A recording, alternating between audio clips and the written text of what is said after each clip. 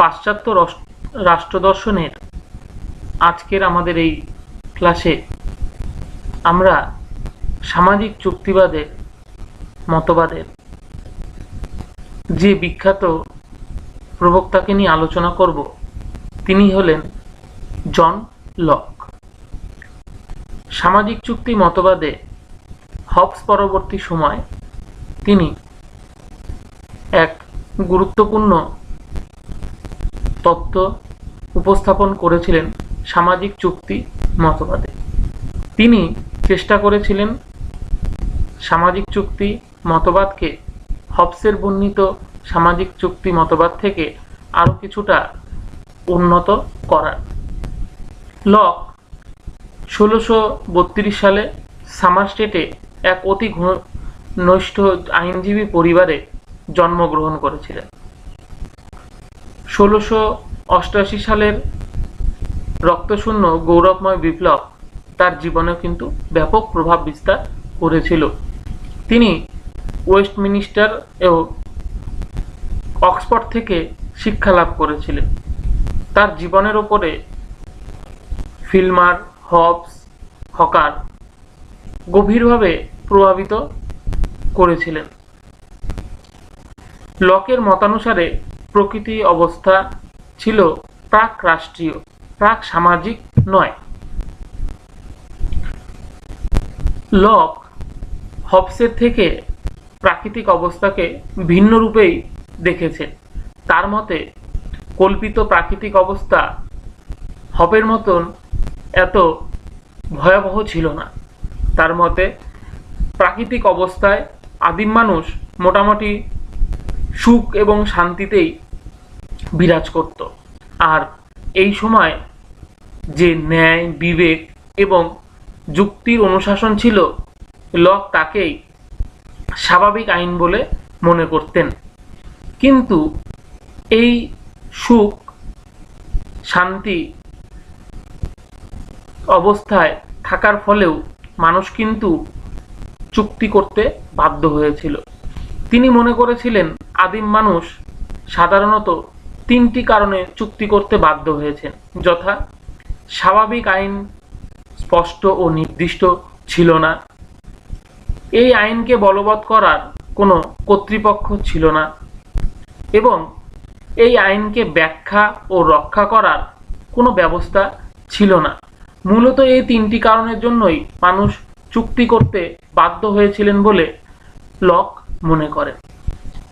Lock তার জীবনে প্রায় 35খানা পুস্তক রচনা করেন, যাদের মধ্যে সবচেয়ে উল্লেখযোগ্য এবং রাষ্ট্রচিন্তার সঙ্গে সম্পর্কিত বইগুলি হল essay concern human understanding 1690, his letter on tolerance 1689, two treatise of government 1690, fundamental constitution concerning California 1706।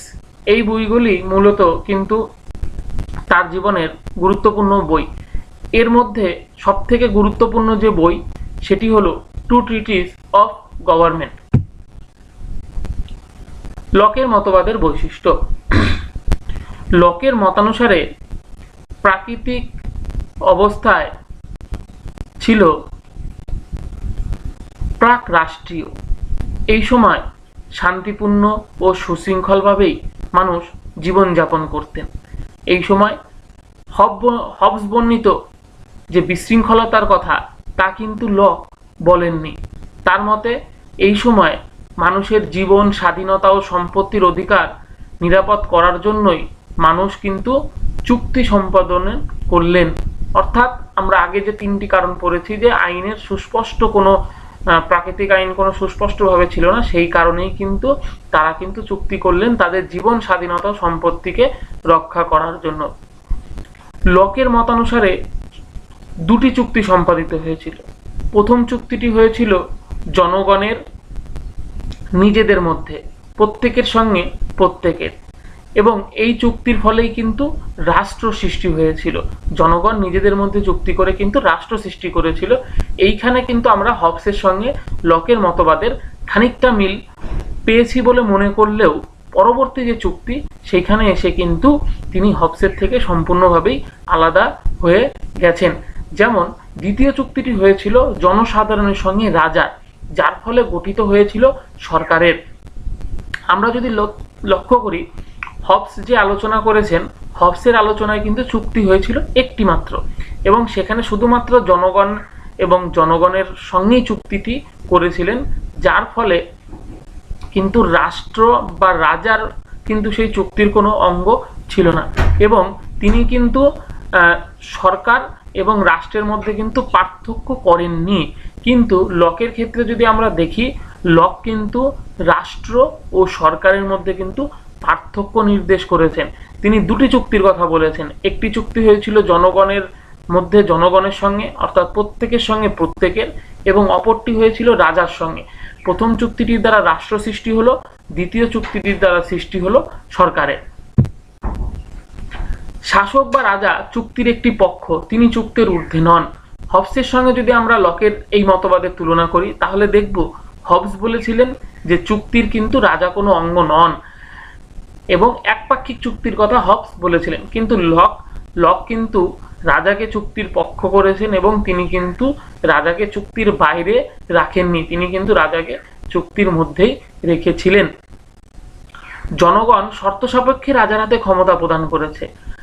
রাজার কাজ প্রজাদের জীবন, স্বাধীনতা, সম্পত্তি, নিরাপত্তার বিধান করা।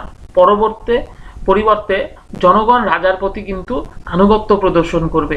রাজা কিন্তু কিছু কাজ দিয়ে জনগণ তাকে কিন্তু তার ক্ষমতায় অধিষ্ঠিত করেছিলেন। রাজাকে শুধু কিন্তু তারা কিন্তু সর্বশ্রেষ্ঠ বা সর্ব ক্ষমতার অধিকারী কিন্তু করেননি। সেই সঙ্গে লক আরো বলেছেন, রাজা চুক্তি ভঙ্গ করলে বা চুক্তির শর্ত পালনে ব্যর্থ হলে জনগণ কিন্তু রাজাকে ক্ষমতাচ্যুত করতে পারে।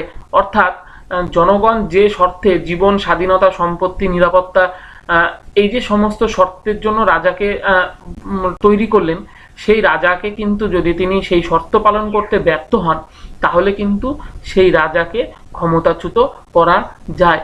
যেমন গণতান্ত্রিক ব্যবস্থায় আমরা 5 বছর অন্তর অন্তর ভোট দিই, এবং সেইখানে দেখা যায় কোনো কারণে যদি আমাদের মনে হয় যে আমরা যাকে ভোট দিয়েছিলাম তিনি তার দায়িত্ব পালন করতে ব্যর্থ হয়েছেন, তাহলে কিন্তু আমরা তাকে ক্ষমতাচ্যুত করি। সেইখানে আমাদের কোনো চুক্তি থাকে না, কিন্তু এই ব্যবস্থায় চুক্তির কথা বলা হয়েছিল। লক গণসার্বভৌমিকতার কথা বলেছেন, এবং সরকারের ক্ষমতা সীমাবদ্ধতা ধারণা প্রচার করেছেন। তিনি সরকারের ক্ষমতার মধ্যে কিন্তু একটি রাশ টানার ব্যাপারে কিন্তু আগ্রহী ছিলেন, কারণ তিনি মনে করতেন যে রাজা কখনোই স্বৈরাচারী বা সরকার যেন স্বৈরাচারী না হয়ে যায়, তার জন্য কিন্তু এই ব্যবস্থা। এবং তার মতে জনগণের ব্যক্তি স্বাধীনতা ও সরকারের বিরোধিতা করার অধিকারকে লক কিন্তু সমর্থন করেছিলেন। যেহেতু জনগণ চুক্তির একটি অংশ, এবং রাজাকেও তারা চুক্তির একটি অংশ হিসাবে রেখেছেন, সেই কারণে রাজা যদি কোনো ভুল কাজ করেন, তার বিরুদ্ধে বিদ্রোহ করা বা তার বিরুদ্ধে কথা বলার অধিকার কিন্তু লক বলেছেন। এই অধিকারটি কিন্তু হবস বলেননি। হবস কিন্তু সরকারের বিরোধিতা করার কথা কিন্তু তিনি সম্পূর্ণভাবে নিষিদ্ধ করেছিলেন। লক রাষ্ট্র ও সরকারের মধ্যে কিন্তু পার্থক্য করেছেন চুক্তির মধ্যে দিয়ে, যেখানে হবস কিন্তু রাষ্ট্র এবং সরকারকে কিন্তু একই দেখেছিলেন। লকের সমালোচনা। লক সার্বভৌমিকতার রাজনৈতিক ব্যক্তির ওপরে গুরুত্ব আরোপ করেছেন, কিন্তু সার্বভৌমিকতার আইনগত দিককে উপেক্ষা করেছেন। তিনি ব্যক্তি স্বাধীনতার কথাই বারবার বলেছেন, কিন্তু একটি রাষ্ট্র গঠন করতে গেলে যেখানে প্রত্যেকটি মানুষকে একটি নির্দিষ্ট আইনের মধ্যে সীমাবদ্ধ রাখতে হয়, যেখানে ব্যক্তি স্বাধীনতার থেকে বা ব্যক্তির গুরুত্ব থেকে রাষ্ট্রের গুরুত্ব বেশি, সে বিষয়ে কিন্তু লক উপেক্ষাই করেছেন। সার্বভৌমিকতার অবস্থান নির্ধারণের ক্ষেত্রে তেমন কিন্তু তিনি সফল নন।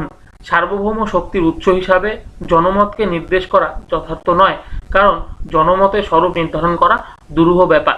অর্থাৎ যে সার্বভৌমিকতার যে প্রকৃষ্ট রূপ, আমরা জানি সার্বভৌমিকতা একটি রাষ্ট্রের গুরুত্বপূর্ণ বৈশিষ্ট্য, কিন্তু সার্বভৌমিকতা জন লক সার্বভৌমিকতাকে কিন্তু জনগণের মতকেই কিন্তু সেই সার্বভৌমিকতার একটি রূপ দেওয়ার চেষ্টা করেছিলেন। কিন্তু আমরা বিচার করলেই বুঝতে পারবো যে জনগণ কিন্তু সবসময় একটি মতবাদের নাও থাকতে পারে। একটি বৃহত্তর জনমতের মধ্যে কিন্তু 2 বা 3 ধরনের জনমত থাকতে পারে। তাহলে আমরা কাকে সার্বভৌমিকতা হিসাবে ধরবো, এ বিষয়ে কিন্তু একটি সন্দেহ থেকেই যায় তার মতবাদের মধ্যে। লকের স্বাভাবিক অধিকার তত্ত্ব সমালোচনাযোগ্য। রাষ্ট্রীয় আইন হলো অধিকারের ভিত্তি। প্রাকৃতিক অবস্থায় রাষ্ট্রে কোনো আইন ছিল না, তখন অধিকারের অস্তিত্ব অবান্তর। অর্থাৎ সমালোচকেরা বলতে চেয়েছেন যে লক যে প্রাকৃতিক অবস্থায় স্বাভাবিক আইনের কথা বলেছিলেন তার কিন্তু কোনো রাষ্ট্রীয় ভিত্তি ছিল না, এবং রাষ্ট্রীয় ভিত্তি ছাড়া কিন্তু কোনো আইনই হয় না। কারণ আইন প্রয়োগ করার একজন সর্বোচ্চ ব্যক্তির প্রয়োজন হয়, যিনি আইন প্রয়োগ করবেন। আইনের যে আমরা বৈধতা বিচার বা আইনের যে প্রয়োগ বা আইন পালন, সেই বিষয়ে ঠিকঠাক হচ্ছে কিনা তা দেখার যদি কেউ না থাকেন, তাহলে সেই আইনের কিন্তু প্রয়োগ কখনোই সম্ভব হয় না। সেই কারণেই কিন্তু আইনের একটি সঠিক প্রয়োগের ব্যবস্থা থাকা প্রয়োজন। এর ভিত্তিতেই কিন্তু সমালোচকেরা বলেছেন যে তার লকের স্বাভাবিক অধিকারের আইনকে কিন্তু তারা কিন্তু সমালোচনা করেছেন। সমালোচকদের আরো মনে করেন সমালোচকেরা যে ব্যক্তি স্বাতন্ত্রতাবাদ ধনতন্ত্রের তত্ত্ব প্রচার করেছেন তিনি। অর্থাৎ তিনি যে ব্যক্তি স্বাতন্ত্রতাবাদের কথা এবং ব্যক্তিগত সম্পত্তি রক্ষার কথা রাষ্ট্রের চুক্তির সঙ্গে রেখেছেন, তা কিন্তু ধনতন্ত্রকেই এবং ব্যক্তি স্বাতন্ত্রতাবাদকেই উৎসাহিত করে বলে সমালোচকেরা মনে করতেন। ম্যাক্সির মতানুসারে লকের রাষ্ট্রচিন্তায় নতুনত্বের অভাব ছিল। লকের আলোচনার অন্তর্ভুক্ত সকল বিষয় তার পূর্বসূরিদের দ্বারা আলোচিত হয়েছে। প্রাকৃতিক রাজ্য সম্পর্কিত লকের ধারণার ওপর স্টোকদের প্রভাব পরিলক্ষিত হয়। ম্যাক্সি মতানুসারে আমরা বলতে পারি যে তিনি যা বলেছেন তা তার পূর্বসূরিরা অনেকটাই বলে গেছিলেন বলে তিনি মনে করেন, এবং তার পূর্বসূরিদের সেই আলোচনার পরিপ্রেক্ষিতেই তিনি আলোচনা করেছেন বলে তিনি মনে করতেন। লকের মতবাদের মূল্যায়ন। উপরিউক্ত আমরা যে সমালোচনাগুলোই করে থাকি না কেন, কিন্তু লকের যে সামাজিক চুক্তি মতবাদের প্রতিষ্ঠা হবসের পরবর্তী সময়, তা কিন্তু সত্যিই একটি গুরুত্বপূর্ণ মতবাদ রূপে কিন্তু প্রতিষ্ঠিত। সরকারের ভিত্তি জনগণের সম্মতির উপরে প্রতিষ্ঠিত, লকের এই ধারণা প্রচার করেছেন। তাই যে গণতান্ত্রিক ব্যবস্থা তার যে প্রথম মৌলিক অর্থ বা মৌলিক উৎস, তা যে লক শুরু করেছেন এ কথা বলাই যায়। কারণ হবস কিন্তু রাষ্ট্র ও সরকারের মধ্যে কোনো পার্থক্য করেননি। দ্বিতীয়ত, লকের উদ্দেশ্য ছিল স্বৈরাচারিতার বিরুদ্ধে মানুষের স্বাধীনতা প্রতিষ্ঠা করা। অর্থাৎ তিনি যেমন বলেছিলেন যে সরকারের বিরুদ্ধে বিদ্রোহ ঘোষণা করা যাবে বা সরকারের বিরুদ্ধে কথা বলা যাবে, অর্থাৎ তিনি সরকারকে কোনো রকমভাবেই স্বৈরাচারী হতে দিতে চাননি, যা হবসের তত্ত্ব থেকে কিন্তু সেই স্বৈরাচারিতা বা স্বৈরাচারী রাজা হওয়ার কিন্তু একটি প্রবণতার উৎস কিন্তু আমরা লক্ষ্য করতে পেরেছিলাম। লক কিন্তু সবসময় জনগণের অধিকার জনগণের কাছেই রাখতে বলেছিলেন এবং জনগণের অধিকারকেই কিন্তু তিনি প্রতিষ্ঠা করার কথা বলেছেন। পরবর্তী, লক সীমাবদ্ধ সার্বভৌমিকতা ধারণা প্রচার করেছেন। অর্থাৎ সার্বভৌমিকতা কখনোই তিনি অবাধ করার কথা বলেনি। প্রকৃত অর্থে বলা যায় যে অবাধ স্বাধীনতা কিন্তু বা অবাধ সার্বভৌমিকতাগত কিন্তু অন্য কারোই সার্বভৌমিকতা বা অন্য কারো স্বাধীনতায় কিন্তু হস্তক্ষেপ করতে পারে। পরবর্তী, তিনি স্বাভাবিক অধিকারের তত্ত্বে রাষ্ট্রচিন্তার ইতিহাসে লকের এক গুরুত্বপূর্ণ অবদান। লক জীবন, স্বাধীনতা, নিরাপত্তার অধিকারকে অবিচ্ছেদ্য অঙ্গ হিসেবে প্রতিপন্ন করেছেন। অর্থাৎ তিনি কিন্তু ব্যক্তি স্বাতন্ত্রতাবাদকেই কিন্তু তিনি প্রতিষ্ঠা করেছেন এবং তিনি তার মানুষের জীবন, সম্পত্তি এবং তার স্বাধীনতার উপরে সব থেকে বেশি গুরুত্ব আরোপ করেছিলেন এবং রাষ্ট্র বা সরকার যেন সে বিষয়টি নিরাপত্তা প্রদান করে তা কিন্তু তিনি দেখার কথা বারবার বলেছেন। পরবর্তীতে বলা যায় যে রাষ্ট্র ও সরকারের মধ্যে সুস্পষ্ট পার্থক্য কিন্তু তিনি নির্দেশ করেছিলেন এবং রাষ্ট্র ও সরকারের মধ্যে যে মূল আলোচনা নিয়মতান্ত্রিক গণতন্ত্রের ভিত্তিতে কিন্তু রচিত হবে, সেক্ষেত্রে কিন্তু তার এই মতবাদ যথেষ্ট গুরুত্বপূর্ণ। এবং পরবর্তীকালে হিতবাদী দার্শনিকদের যে উদারনীতিবাদ গণতান্ত্রিক ধ্যান ধারণার প্রতিফলন ঘটেছে, অনেকের মতে বেন্থামের সুবাদের ওপর লকের সুখ তত্ত্বের প্রভাব কিন্তু বিশেষভাবে পড়ে ছিল। কারণ যে উদারনৈতিকবাদের বা যে ব্যক্তি স্বাতন্ত্র্যতাবাদের কথা লক শুরু করেছিলেন, পরবর্তীকালে কিন্তু তা ধীরে ধীরে প্রতিষ্ঠা লাভ করে এবং তা কিন্তু একটি উদারনৈতিক গণতান্ত্রিক ব্যবস্থার মধ্যেও কিন্তু প্রতিফলন ঘটে। বর্তমানে কিন্তু আমরা যে ব্যক্তি স্বাধীনতার কথা বলি বা আমাদের সংবিধানে যে ব্যক্তি স্বাধীনতার অধিকার, মৌলিক অধিকারগুলি প্রদান করা হয়েছে, তার কিন্তু অনেকটাই উৎস কিন্তু লকের কাছ থেকেও আমরা ধার করতে পারি।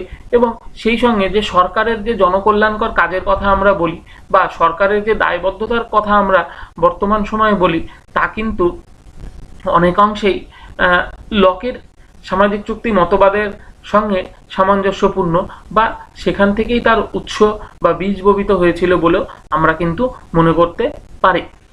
আশা করি আজকের ক্লাস আপনাদের ভালো লেগেছে। কোনো প্রশ্ন থাকলে আপনারা কমেন্ট বক্সে প্রশ্নগুলো করতে পারেন। সকল ভালো থাকবেন। ধন্যবাদ। নমস্কার।